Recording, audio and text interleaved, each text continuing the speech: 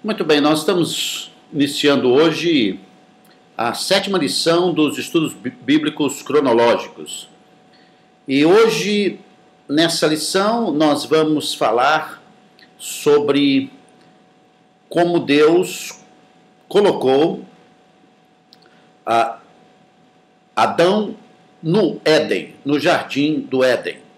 Vamos falar um pouco sobre isso e também trazer esclarecimento sobre o jardim do Éden e sobre a pessoa de Adão.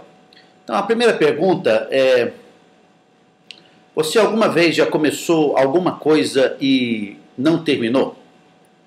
É claro que todos nós já fizemos isso. A gente pode lembrar de coisas que nós começamos e nós não terminamos. Então, você pode lembrar de alguma coisa que começou a fazer e recentemente talvez não terminou.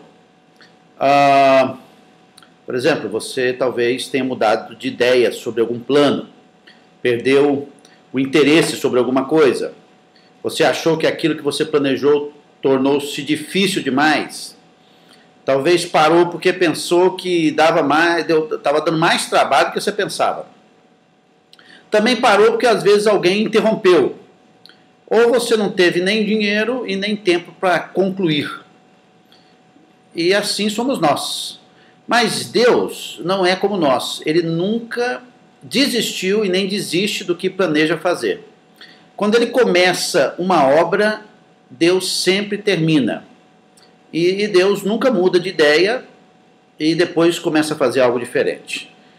Até algo da personalidade de Deus que nós devemos aprender.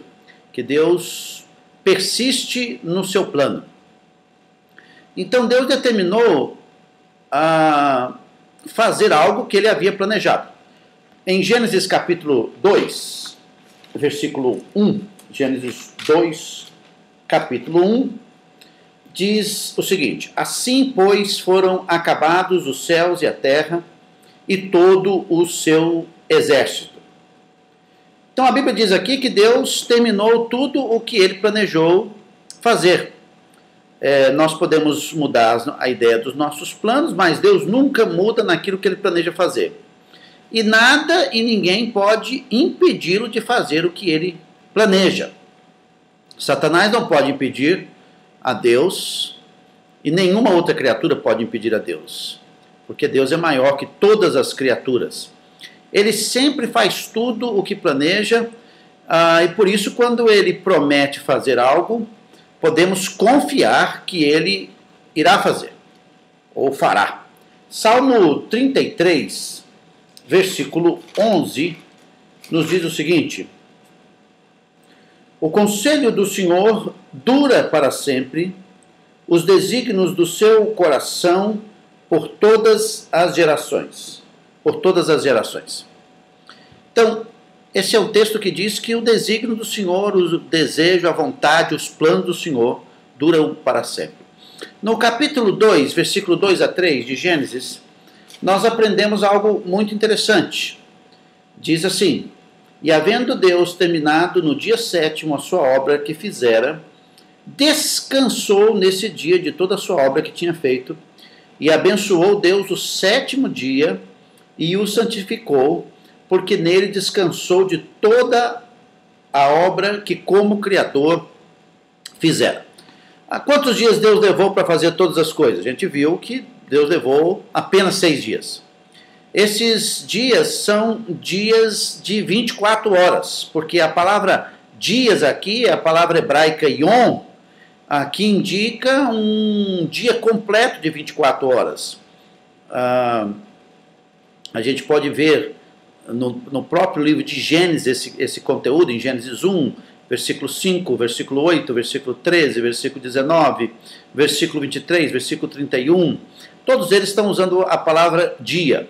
Esses dias não são eras de tempos nas quais tudo evoluiu, não. Já vemos que Deus criou tudo pelo seu poder e o seu poder manifestou todas essas coisas que foram criadas. Isso menciona também Isso enfoca para nós também a grandiosidade de Deus. Os dias mencionados enfocam cada um deles tarde e manhã e nos apresenta como uma clara sucessão de dias numerados. E no final deste dia, ou seja, no final do sexto dia, no sétimo dia, no sexto dia ele terminou e no sétimo dia Deus descansou. Será que Deus descansou porque ele ficou cansado do trabalho que ele fez? Obviamente não. Deus não fica cansado e sonolento, né, como nós. Deus não tem um corpo físico, ele não precisa de descanso de sono. Deus é espírito, ele é sempre o mesmo. Hoje ele é exatamente o mesmo que era quando criou toda a terra e ele jamais vai mudar. Isaías 40, versículo 28, Isaías 40, versículo 28, nos diz assim: não sabes, não ouviste que o eterno Deus, o Senhor, o Criador dos céus e da terra, não se cansa, nem se fatiga, não se pode esquadrinhar o seu entendimento. Esse texto nos diz claramente que Deus não fica cansado. O texto bíblico em Gênesis nos mostra que Deus descansou da criação porque viu que toda a obra que ele planejara fazer já estava terminada. Então, Deus cessou, ele parou, ele pausou, pois ele estava extremamente satisfeito com o que havia criado e nada mais poderia ser acrescentado assim que Deus concluísse o que concluiu. Então, como ele concluiu todas as coisas, ele descansou, ele pausou, ele parou. Não é descansou porque estava cansado. O texto continua em Gênesis capítulo 2, versículo 4 a 6, diz o seguinte, diz assim: esta é a gênese dos céus e da terra quando foram criados, quando o Senhor Deus os criou. Não havia ainda nenhuma planta do campo na terra, pois ainda nenhuma erva do campo havia brotado, porque o Senhor Deus não fizera chover sobre a terra, e também não havia homem para lavrar o solo. Mas uma neblina subia da terra e regava toda a superfície do solo. Então, antes de considerarmos o que esses versículos ensinam, a gente tem que observar agora algo interessante. Observe que Deus agora vai usar outro nome para si mesmo. No primeiro capítulo, ele chamou a si mesmo de Deus, de Elohim, que significa que ele é o grande e poderoso Deus que criou os céus e a terra, bem como todas as coisas que há neles. Mas o nome que ele usa agora, nesses versículos, é Senhor, que significa que Deus é eterno, aquele que é totalmente independente de todas as coisas e que nunca muda.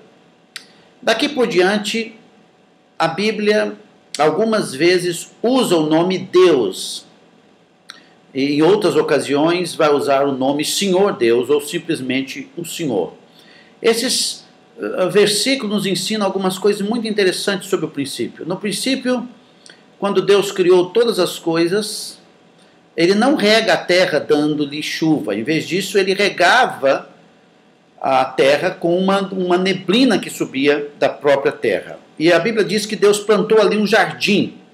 Versículos 7 a 8 diz assim: então formou o Senhor Deus ao homem do pó da terra, ele soprou nas narinas o fôlego de vida, e o homem passou a ser alma vivente, e plantou o Senhor Deus um jardim no Éden, da banda do Oriente, e pôs nele o homem que havia formado.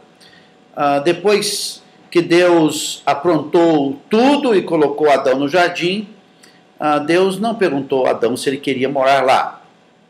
Deus simplesmente colocou Adão no jardim chamado Éden. É importante lembrar que o Éden não é um lugar fictício.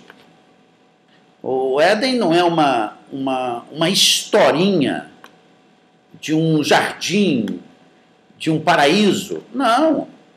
O Éden tem uma uma postura bíblica geográfica.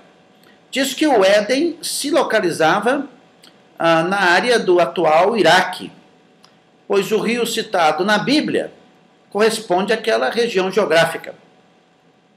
Deus queria que Adão viesse ali e ele tinha o direito de colocá-lo onde quisesse e dizer para ele o que fazer.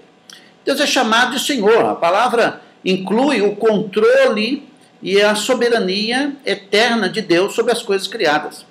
Deus era ou é o Senhor, o dono de todas as coisas, como também ele era o dono de Adão. O texto bíblico deixa bem claro para nós no Salmo 24, versículo 1, ao Senhor pertence a terra e tudo que nela se contém, o mundo e os que nele habitam. Tudo é do Senhor. E como é do Senhor, Deus tem o direito de fazer o que quiser conosco e com todas as outras coisas que ele criou. Ele, como Senhor, tem o direito também de nos dizer o que fazer.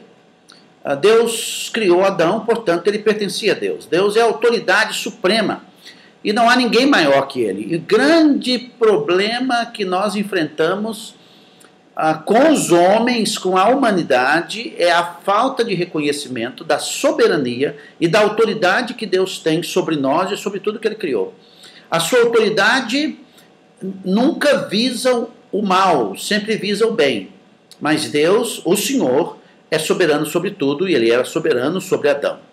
Então Deus disse a Adão para tomar conta do jardim, mas Adão não precisava trabalhar muito, nem precisava trabalhar duro, porque tudo era perfeito. Não havia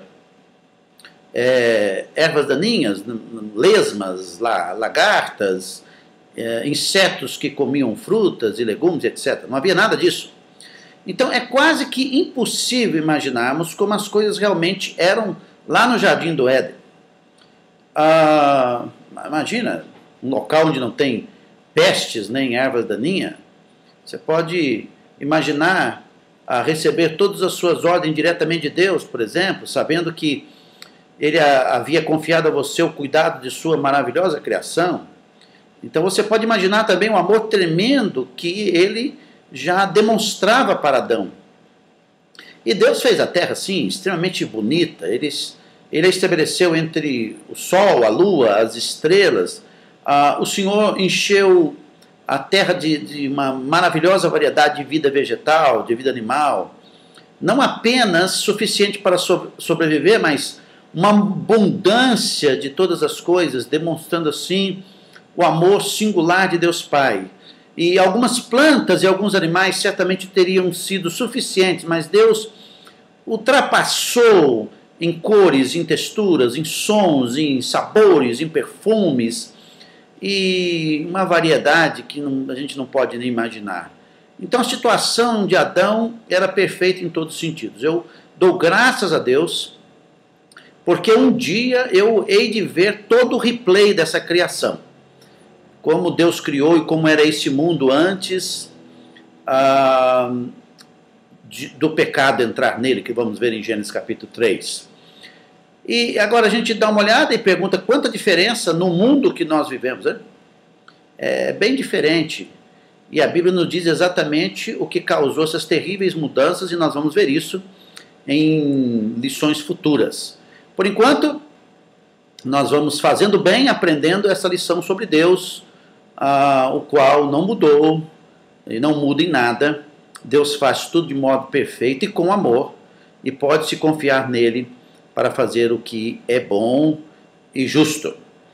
E uma coisa interessante é que Deus trabalhou para criar o mundo e não era menos que a sua criatura perfeita, o homem, Adão, não fosse chamado para trabalhar.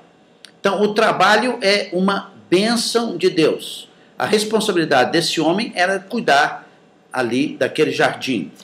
Então, Deus é perfeito, fez tudo perfeito, é soberano sobre a sua criação.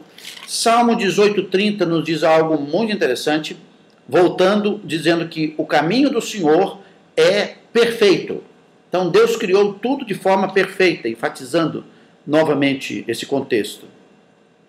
E a Bíblia diz no Salmo 145, 17, que justo é o Senhor em todos os seus caminhos, benigno ou bom em todas as suas obras. Muito interessante esse conceito e contexto bíblico da perfeição de Deus. Vamos agora para o versículo 9. O versículo 9 diz o seguinte, do capítulo 2 de Gênesis: do solo fez o Senhor Deus brotar toda sorte de árvores agradável à vista e boa para alimento, e também a árvore da vida no meio do jardim e a árvore do conhecimento do bem e do mal.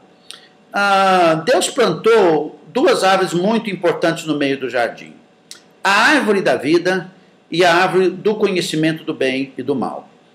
Deus era a fonte da vida de Adão. Então Deus queria que Adão tivesse o que era bom. A fonte de alegria, a fonte de comunicação, a fonte de amor, a fonte de provisão para Adão era Deus. Então, Adão era dependente de Deus para todas as coisas, e Deus perfeito, amoroso, que não erra. Deus queria ajudar Adão em toda escolha e decisão. Toda escolha e decisão.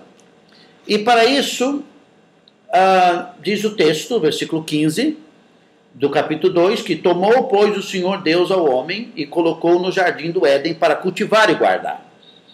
E esse jardim do Éden, como eu falei, diz assim o versículo 10, que saía do rio, e saía um rio do Éden para regar o jardim, e dali se dividia, repartindo em 4 braços. O primeiro chama-se Pison, é o que rodeia a terra de Havilá, onde há ouro. O ouro dessa terra é bom, também se encontram lá o bidélio e a pedra de ônix. Versículo 13 do capítulo 2 diz: o segundo chama-se Gion, e o que circunda a terra circunda a terra de Cuxi. O nome do terceiro rio é Tigre, é o que corre pelo oriente da Síria. E o quarto é Eufrates. Veja que o escritor está citando aonde ficava o Éden para apontar para os seus leitores, porque já havia os nomes de lugares geográficos. Pison, terra de Havilá, e diz que lá tinha muitas coisas boas, tinha um ouro bom, versículo 12. Tinha um outro rio chamado Gion, que circunda a terra de Cuxi, o rio Tigres, oriente da Síria, Eufrates, está falando de coisas geográficas, né?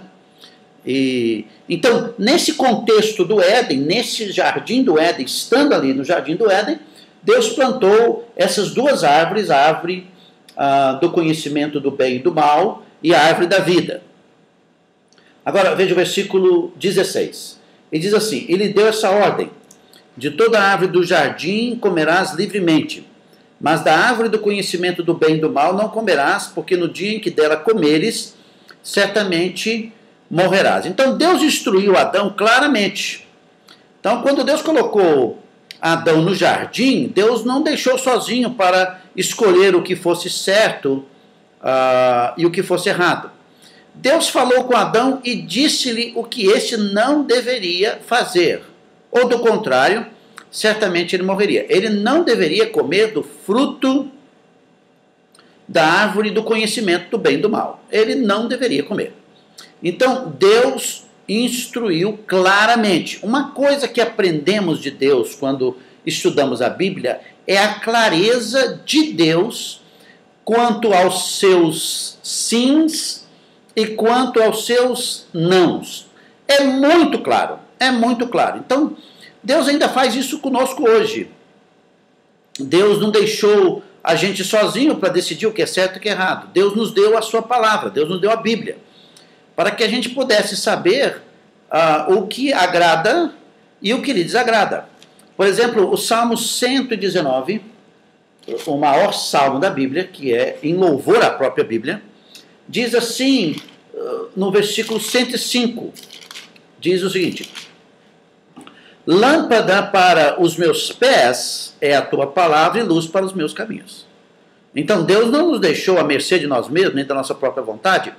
Ele ilumina a nossa vida através da palavra. Por isso que nós ouvimos a palavra, por isso que nós estudamos a palavra. Porque a palavra de Deus é o norteador. Está lá na nossa primeira lição sobre a palavra de Deus. Diz assim, no Salmo 119, 128. Por isso tenho por tudo reto os teus preceitos todos, e aborreço todo o caminho de falsidade. Mostrando que os preceitos do Senhor eram observados pelo salmista. Então, veja essa situação muito singular que Deus colocou aqui a Adão. Deus plantou uma infinita variedade de árvores que forneciam aí alimentos para o homem e que embelezavam o jardim. Muita coisa bonita em tudo, mas uma árvore foi negada a Adão. Uma! Olha como Deus é bom, hein? Deus deu para Adão todas as árvores, mas negou uma. Deus instruiu Adão de que não deveria comer do fruto da árvore que era chamada de árvore do conhecimento do bem e do mal. Uma árvore. E por que Deus colocou essa árvore? Será que ele queria tentar o homem? Será que ele colocou lá para tentar?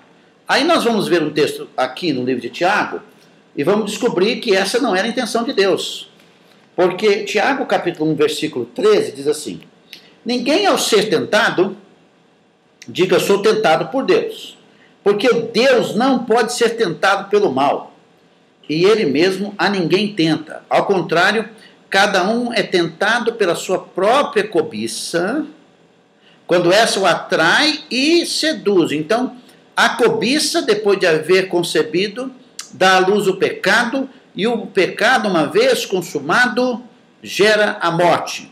Então, Deus não colocou a árvore do conhecimento do bem e do mal para tentar Adão, porque Deus não pode ser tentado pelo mal e Deus não tenta ninguém. Deus não é a pessoa a ser culpada pelos nossos erros. Deus sabia o que era melhor para Adão. Desde o tempo que criara Adão, Deus já havia decidido o que era bom para ele. É assim conosco também em relação aos nossos filhos, só que numa escala muito maior, muito suprema. Nós sabemos o que é bom para os nossos filhos, especialmente quando você tem valores e princípios de Deus, você sabe muito bem o que é bom. Agora imagina na perfeição de Deus. Deus havia decidido o que Adão precisaria, e por isso colocou no jardim do Éden com tudo. Adão não conhecia nada de mal, nada vil, nada pecaminoso, porque Deus lhe tinha dado tudo que era bom. Então, Adão estava com a escolha de obedecer ou não a Deus. É aqui que é o centro dessa caminhada de Adão. Deus queria que ele obedecesse por amor. E assim estabeleceu um padrão relacional. Não comer daquela árvore chamada árvore do conhecimento do bem e do mal. Adão poderia escolher obedecer e comer apenas o que Deus havia dito que era bom, confiando em Deus, sabendo que a escolha de Deus era melhor para ele. O grande problema nosso é que nós achamos que Deus é contra nós. E nós queremos encontrar para nós os nossos próprios caminhos. E a nossa maior desgraça na vida é quando nós andamos pelos nossos próprios caminhos, desconsiderando Deus. Qualquer assunto da sociedade que é contra Deus vai levar a sociedade à ruína. Então, nós vamos estudar sobre os nãos de Deus, vamos estudar os mandamentos de Deus, e vamos sempre lembrar que tudo aquilo que Deus ordena não é para o nosso mal, é para o nosso bem. Deuteronômio, capítulo 30, Deuteronômio 30, versículos 19 e 20, nos ensina algo muito interessante. Os céus e a terra tomo hoje por testemunha contra ti, que te propus a vida e a morte, a bênção e a maldição. Escolhe, pois, a vida, para que vivas tu e tua descendência. Como? Ele diz, amando o Senhor teu Deus, dando ouvido à sua voz, apegando-te a Ele, Pois disso depende a tua vida e a tua longevidade, para que habites na terra que o Senhor, sob juramento, prometeu dar a teus pais, Abraão, Isaque e Jacó. Nós vamos ver esse texto um pouquinho mais para frente, quando estudarmos sobre a nação de Israel. Mas o povo ia entrar na terra prometida e Deus disse assim, escolhe a vida. Escolhe pelo que é bom. Eu proponho a vida. Então, não comer do fruto da árvore do conhecimento do bem e do mal era a proposta de Deus para a vida de Adão. Ele poderia comer da árvore da vida e viver para sempre, mas se Adão desobedecesse a Deus e comesse do fruto da árvore do conhecimento do bem e do mal, seria porque Adão havia decidido ser independente de Deus. Aqui nós encontramos um princípio muito importante sobre Deus. Esse princípio é que Deus é o Deus do sim e é o Deus do não. Deus não é o Deus do mais ou menos. Deus não é o Deus do cinza. É preto do branco. Preto ou branco. As ordens de Deus são sempre amorosas, mas são objetivas e nunca relativas. Elas são sempre focadas em absolutos. Agora, falar em absoluto no mundo relativista é muito complicado. É muito complicado porque se complicou. Nós sempre somos orientados pela palavra de Deus a seguir Deus na sua forma absoluta, porque a forma absoluta é uma forma segura. Então você não come da árvore do bem e do mal, disse Deus a Adão. Então, na hora em que ele comesse, ele saberia bem claramente, não apenas o que era bom, mas também o que era mal. Em vez de Deus lhe dizer o que era bom, o que era mal, ele teria que escolher por si mesmo. Então, os resultados da desobediência se ele desobedecesse a Deus e quisesse ser independente de Deus, comendo da árvore do conhecimento do bem e do mal, o resultado seria a morte. A palavra morte é a palavra separação. Ou seja, separação de Deus. Opa, vamos encontrar aqui alguma coisa que nós não encontramos ainda sobre a pessoa de Deus. Deus é um Deus que estabelece uma ordem e ao estabelecer essa ordem que é para o nosso bem, andar por ela é caminhar no sim de Deus e o nosso bem. Andar contra ela é estabelecer julgamento sobre nossa própria vida. Então aqui nós estamos aprendendo algo de Deus que até então não tínhamos aprendido, que Deus vai julgar. Deus vai julgar. A morte é o resultado dessa desobediência, caso Adão comesse. O texto de Gênesis 2, versículo 17, é muito claro. Mas da árvore do conhecimento do bem e do mal não comerás. A primeira ordem de Deus é não comerás. Porque no dia em que dela comeres, certamente morrerás. Há uma promessa, há uma punição quando dá desobediência. Então, se você comer, você vai morrer. Até aquela hora, Adão não só havia experimentado coisas boas, porque era Deus quem providenciava tudo para ele, mas agora Deus está avisando claramente que se ele quisesse ser independente, ele desobedecesse, comendo o fruto proibido, viria a conhecer o bem e o mal e viria a morrer. Então, comer da árvore que Deus estabeleceu para não comer é estabelecer a própria independência de Deus.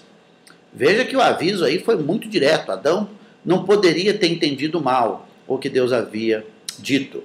Então, o que Deus quis dizer quando falou que ele morreria? O que Deus quis dizer? Literalmente é separação de Deus, é morte de um relacionamento. Adão seria separado de Deus. Agora, vamos lembrar um pouco sobre as criaturas de Deus. Vocês se lembram do que aconteceu com Satanás e seus anjos quando eles desobedeceram a Deus? Eles foram separados do amor, do relacionamento, da amizade de Deus. Satanás e seus anjos se rebelaram contra Deus, lá na lição número 3, e deixaram de ser amigos de Deus, ficaram separados de Deus, foram removidos das suas posições do céu. E a Bíblia diz que Deus preparou para eles um lugar terrível de castigo eterno, onde eles um dia estarão para sempre. E Deus está avisando Adão que se ele desobedecesse o seu mandamento, ele não seria mais seu amigo. Ele seria separado do amor e da amizade de Deus. Ele morreria e seria separado de Deus, a fonte da vida e de tudo que é bom. Então, a parte de Adão que foi criada à imagem de Deus, para que Adão pudesse conhecer, amar e obedecer a Deus, seria separada dele se Adão comesse do fruto proibido. Então, morte significa separação de Deus, do relacionamento de Deus. Também significa separação do corpo, ou seja, a morte do corpo físico. Deus não quis dizer que Adão morreria fisicamente no mesmo dia se comesse o fruto. Deus quis dizer que naquele dia Adão seria separado de Deus, que era a fonte da vida. E por causa disso, também morreria fisicamente. Quando alguém morre, ele é separado do seu corpo. A parte interna da imagem de Deus é separada do corpo físico. Então o espírito e a alma da pessoa, isso é a parte dela que não pode ser vista, deixa o corpo e então ela morre. Então quando Deus criou o corpo de Adão, ele não tinha vida. Seu corpo era semelhante ao corpo de uma pessoa morta.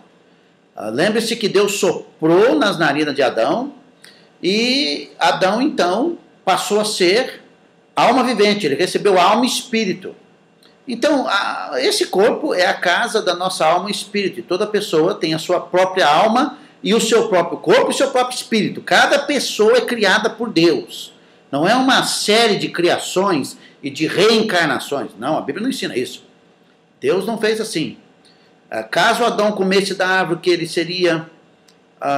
que ele comesse da árvore que Deus proibiu, ele seria separado de Deus. E observe, ele seria separado daquele que lhe deu a vida e que mantinha a vida. E Adão, então, não mais gozaria, vamos dizer assim, do amor e da amizade de Deus, e posteriormente o corpo de Adão também teria que morrer. É isso que está na morte, separação do relacionamento com Deus, separação do corpo e da parte material, e mais ainda, é separação eterna no lago de fogo. O fim das alegrias futuras que Deus havia planejado para Adão. Finalmente, se Adão desobedecesse a Deus, não apenas o seu corpo morreria, mas também, posteriormente, ele iria para o lago de fogo, que é o lugar dos rebeldes, como Satanás e seus anjos. É um lugar terrível de punição que Deus preparou para Satanás e os demônios. Então, se Adão escolhesse desobedecer, manter-se independente de Deus, ele estaria colhendo a recompensa de Satanás, em vez de desfrutar das coisas maravilhosas que Deus havia reservado para ele. Então, não há modo de escapar. Ninguém pode escapar de Deus. E o castigo de Adão seria para todo sempre. Observe isso. Essa palavra também, castigo, é uma palavra que dói nos ouvidos de muita gente, porque hoje nós não estamos analisando as coisas mais do ponto de vista moral, mas do ponto de vista psicológico. E essa palavra castigo é forte. Mas é isso que a Bíblia diz. Porque é um absoluto de Deus. Uma forma de viver contra Deus trará consequências físicas, espirituais e eternas. Romanos 6,23 diz, porque o salário do pecado é a morte, mas o dom, o presente gratuito de Deus é a vida eterna em Cristo Jesus, nosso Senhor. Então, Deus é soberano, ele tinha o direito de dizer a Adão o que fazer, e sempre como Senhor soberano amoroso. Deus fez Adão e lhe deu vida, e Adão pertencia a Deus. Então, Deus disse a Adão o que ele devia fazer, porque Deus é amoroso. Deus queria desfrutar do amor e da amizade de Adão, e Deus só queria o que fosse melhor para Adão. Então Deus tinha o direito de dizer a Adão o que fazer, porque Deus sabe de todas as coisas. Deus sabia o que era melhor para Adão. Deus sabia que se Adão comesse do fruto da árvore da vida e do conhecimento do bem e do mal, seria separado dele, do seu Criador. E Deus continua sabendo o que é melhor. Sempre. Deus sabe o que é melhor para nós. Deus sabe o que é melhor para você. Andar nos próprios caminhos, nos meus caminhos, nos seus caminhos, sem considerar a Deus, é uma tragédia. Porque Deus sempre tem o melhor para nós. O seu amor é tão grande, é maravilhoso, que nos deu a Bíblia, a sua palavra. Nós vimos isso na lição número 1. Para que nós também possamos conhecer a verdade. Devemos ouvir atenciosamente a palavra de Deus, pois Ele é o nosso Criador, sabe de tudo, nos ama e nos quer bem. Então eu quero concluir o nosso estudo de hoje com o Salmo 119, versículo 73, Salmo 119, versículo 73, que diz o seguinte: para mim vale mais a lei que procede de tua boca do que milhares de ouro ou de prata. E Provérbios 1:7, que diz o seguinte: o temor do Senhor é o princípio do saber, mas os loucos desprezam a sabedoria e o ensino. O respeito a Deus, a consideração por Deus, a reverência a Deus, o valor que se dá a Deus e a sua palavra faz a diferença na nossa vida. Esse tipo de temor não é o mesmo com o qual tememos o mal. Antes é o senso de respeito, né, de reverência, advindos do conhecimento de quem é Deus. Então nós já vimos que Deus é soberano sobre todas as coisas. Ele é o nosso Criador, Ele é o nosso dono. Deus é o único que sabe tudo e pode tudo.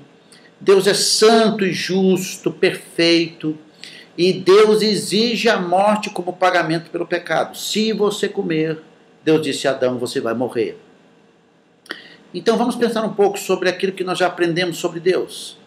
Somente ele existia na eternidade passada, antes que qualquer coisa fosse criada. Ele criou tudo do nada. Ele tem todo o poder e todo o conhecimento. Ele está em todos os lugares ao mesmo tempo. Deus não muda, e Ele criou o homem e designou para estar debaixo de sua autoridade soberana. Ele demonstrou amor ao homem, criando o jardim do Éden. Ele deu tudo para o homem de forma grandiosa, de forma múltipla. Tudo Deus deu ao Senhor, e nós seríamos muito tolos, muito estúpidos, se nós não temêssemos, se nós não quiséssemos esse relacionamento, essa amizade com Deus. Seríamos muito tolos se nós, insensatos, não tivéssemos um alto respeito por alguém com poderes tão magníficos, que Ele se apresenta a nós. É uma tolice não ter esse Deus como amigo. E esse mesmo Deus se comunica hoje conosco através da sua palavra. Então, somente ao considerarmos quem Deus é que podemos começar a ter verdadeiro conhecimento da vida, pois foi Deus quem criou a vida. As pessoas estão tentando tocar a vida sem Deus. Tocar a vida sem Deus é ir a naufrágio. Então, Deus quer que nós o conheçamos. Deus quer que nós nos relacionemos com Ele. E Ele nos ama suficientemente para comunicar essas verdades à medida que buscamos conhecê-lo através da sua palavra, a Bíblia.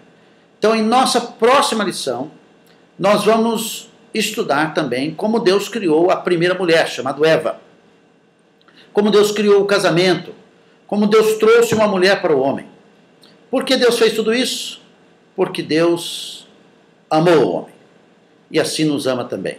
Então nós somos gratos ao Senhor por nos dar a sua palavra e nos atrair a este conhecimento maravilhoso da sua pessoa. Então, espero você para o nosso 8º estudo na próxima oportunidade. Que Deus abençoe você, sua família, e estimule você a ler a Bíblia, a estudar a palavra de Deus. Deus o abençoe.